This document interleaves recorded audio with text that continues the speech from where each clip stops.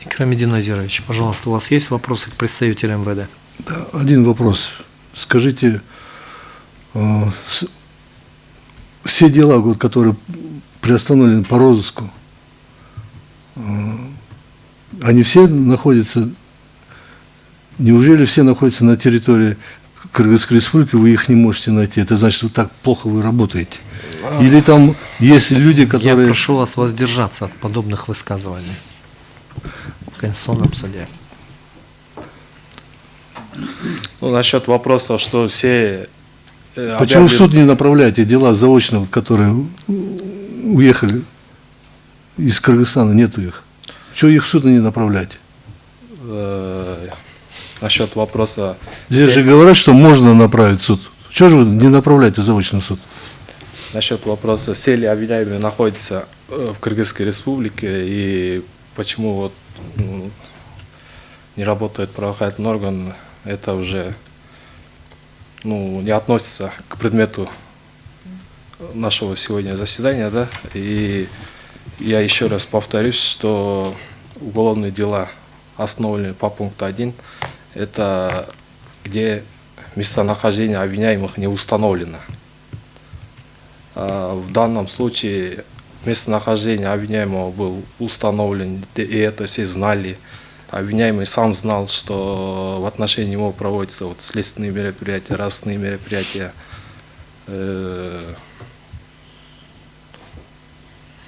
Имеется в виду, вот все приостановленные уголовные дела, они как место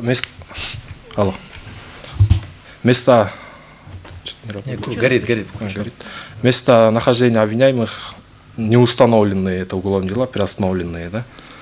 И в случае приостановления по пункту 4 следственным органом проводятся мероприятия на основании международных договоров и об экстрадиции, да, в случае задержания их за территорией.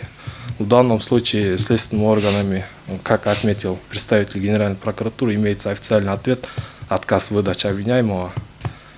И кроме как направить дело в суд, там другого решения у ВПК не предусмотрено, я считаю. Понятно. Еще есть вопросы? Нет вопросов. Самат Хаштобекович, у вас есть вопросы? Да, можно для уточнения Да. просто? Вы раньше своим позицией представили, что написали на стадии до судебного производства требует более четкое регулирование, да, такое. Значит, ваше мнение после обсуждения уже другая или просто для стенограммы, для записи? Скажите. Так, ранее позицию МВД давал Мамат Кулов, но я вот именно в последнем с абзацем я не согласен, что уже урегулированы вот эти все действия в нашем действующем уголовно-процессуальном кодексе. Да?